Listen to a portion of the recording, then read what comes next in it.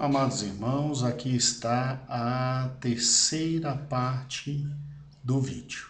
Amém? Então nós terminamos a segunda parte dizendo e explicando o que estava no coração desse homem, né?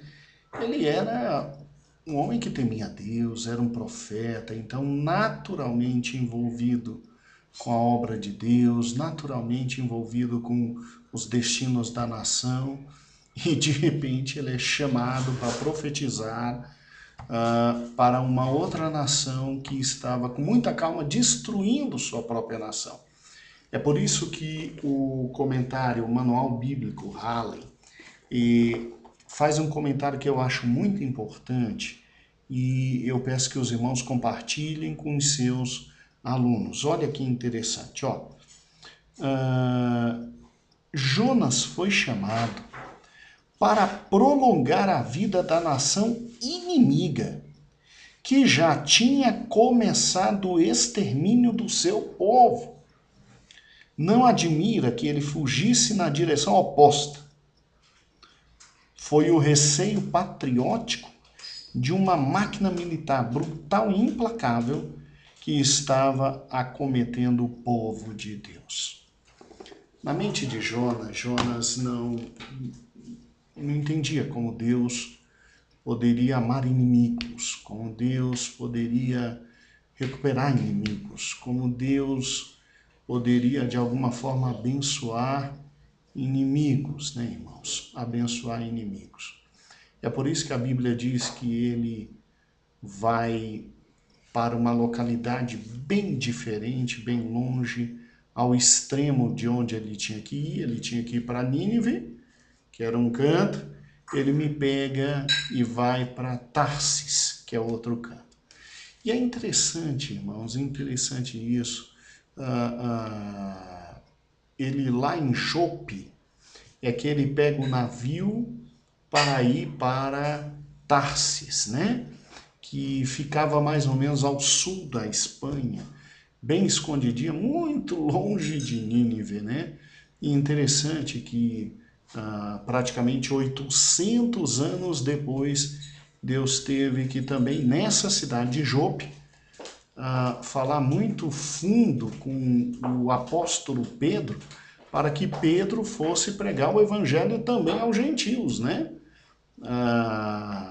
Cristo não precisou colocar Pedro dentro de um grande peixe para Pedro ir na casa de Cornélio, mas Jope é essa localidade histórica aonde Deus chama os seus homens e profetas e apóstolos judeus para levar graça aos gentios, né? É uma mera observação, mas é muito interessante essas coincidências bíblicas. E eu quero chamar a atenção dos irmãos para um fato. Ele vai para outro território e parece que ele cai numa depressão muito grande. Porque a Bíblia diz o seguinte, raciocine comigo. Ele entra num barco.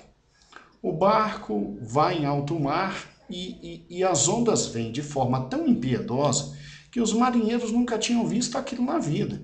E os marinheiros começaram a simplesmente clamar cada um ao seu Deus, pedindo misericórdia, porque nunca viram um mar revoltado tão rápido.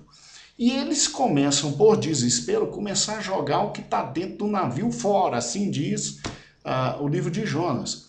E quando chegam no porão, que estão tirando as coisas e jogando fora, quem está dormindo um sono profundo, extremamente profundo, é Jonas. É Jonas.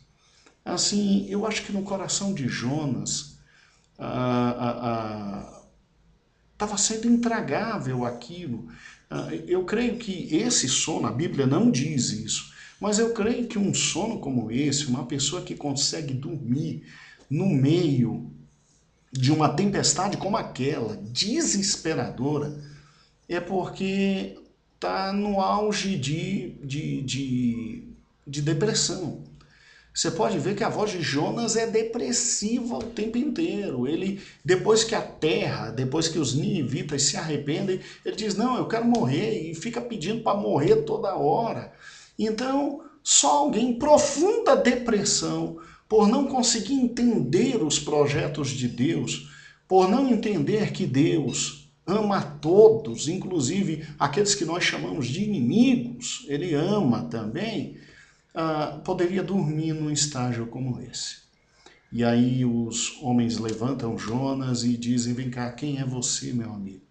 Aí ele se apresenta, ele diz, olha, eu sou profeta. Ele fala quem ele é, porque ele era mesmo, eu sou profeta de Deus que criou os céus e a terra, de Deus dono do universo. Aí todo mundo olha para a cara dele e diz, vem cá, o que você está fazendo aqui, louco? Aí ele, não, estou tentando me esconder deles. Aí o povo diz, mas você perdeu o juízo. Se teu Deus é Deus dos céus e da terra, como é que você vai se esconder dele, meu amigo? E aí Jonas diz, se vocês me jogarem na água, então eu com certeza digo a vocês que vai tudo ficar tranquilo. E eles relutaram, tentaram remar um pouquinho, e aí disseram, não, vamos jogar na água, só que é interessante, hein? A Bíblia diz que eles disseram, chegaram a pedir perdão a Deus, olha, Senhor, nos perdoe por jogar esse homem, que o sangue dele não esteja sobre nós, e jogaram. E a Bíblia diz que instantaneamente o mar quietou, e aqueles homens passaram a conhecer Deus por causa desse fenômeno. E aí a Bíblia diz que um grande peixe engole Jonas. Aqui há algo interessante, irmãos, que muitos cientistas, por ignorância, infelizmente, ignorância, dizem que então esse é um livro que não é histórico, esse é um livro que não é verdadeiro, porque não é possível, entre aspas, uma baleia engolir um homem, porque não passa. Então, o escrito aqui é inverídico, o escrito é falso. Olha, irmãos, muito interessante, eu vou tirar a cópia para que os irmãos leiam na classe com os alunos. Aqui, é o livro, através da Bíblia, livro por livro. Existem 2 pontos aqui interessantíssimos que eu quero que você leia com os seus alunos sobre essa questão de peixes engolirem homens. E esses 2 pontos eu vou grifar direitinho, cheguem antes da aula que eu vou passar para os irmãos a cópia. Vou tirar a cópia. Mas o que dizem aqui? Aqui dizem, tem inclusive uma reportagem de um jornal, e o nome do jornal é Springfield Leader, de 7 de dezembro de 1924. Então, 7 de dezembro de 1924 foi relatado, os irmãos vão ler, inclusive seria bom botar um aluno para ler isso. Está aqui dizendo que homens saíram para pescar baleias e que tentaram pegar uma baleia e não conseguiram, e ela deu no barco e o barco virou. E um daqueles homens foi engolido vivo por essa baleia. Era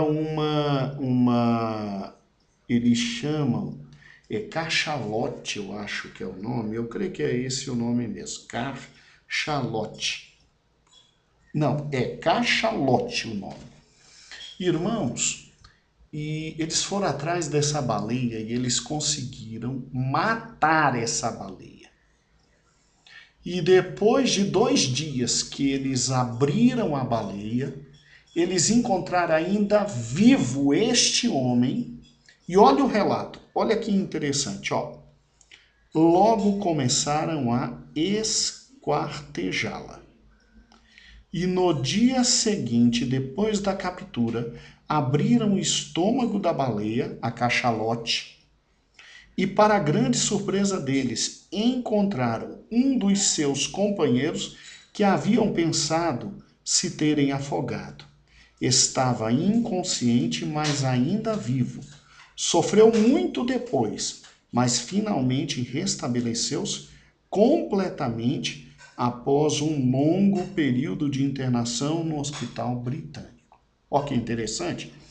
E o outro que os irmãos vão ler, eu vou tirar a cópia bem direitinho, e diz assim, ó. A ideia de que a garganta de uma baleia seja incapaz de engolir uma substância grande é caracterizada pelo Dr. Bullen como pura ignorância. Relata que em certa ocasião no estômago de uma cachalote foi encontrado um tubarão de 4 metros de comprimento. 4 metros de comprimento. E esse doutor aqui ainda diz o seguinte, que normalmente essas baleias que engolem coisas muito grandes, elas, por não conseguirem digerir, elas vomitam depois. Então é perfeitamente possível Jonas ter sido engolido por uma cachalote. Porque a descrição que ele faz é terrível, irmãos. Eu vou tirar cópia disso aqui, os irmãos vão ler. Mas pelo amor de Deus, isso aqui não é o centro da lição. Isso é um dos pontos da lição, mas não é o centro. Tornará a lição mais interessante, mas não é o centro. Inclusive Jonas, quando ora de dentro do ventre, ele diz que ora do inferno. Ele sente onde está, devia ser um local horrível, né, irmãos? Absolutamente horrível. E de alguma forma Deus fez aquele animal engolir o profeta Jonas e vomitou. Não diga que Jonas foi vomitado em Nínive, porque Nínive não tem praia. Então Jonas foi vomitado em um território perto de Nínive. Mas ele, ao sair desta cachalote aqui, desta grande baleia, ou desse monstro marinho, ele ainda andou por um certo período, alguns historiadores dizem 1 a 2 dias, até chegar na cidade. E o que eu acho interessante é exatamente isso. Exatamente isso. É impossível um homem sair de um animal como esse e sair ainda absolutamente vivo, andando, e Jonas sai vivo, sai andando, por misericórdia de Deus, e vai pregar aquela cidade. E ali chegando Jonas anuncia que Deus destruiria se eles não se voltassem a ele. E o que é interessante é que desde o menor até o rei de Nínive na época, todos vestiram pano de saco e todos pediram a misericórdia de Deus, meus irmãos. Pediram a misericórdia de Deus. E é engraçado que até os animais tiveram que fazer, entre aspas, jejum, né? Porque não deram comida nem para os animais. Até os animais foram vestidos de pano de saco, para que talvez Deus tivesse misericórdia.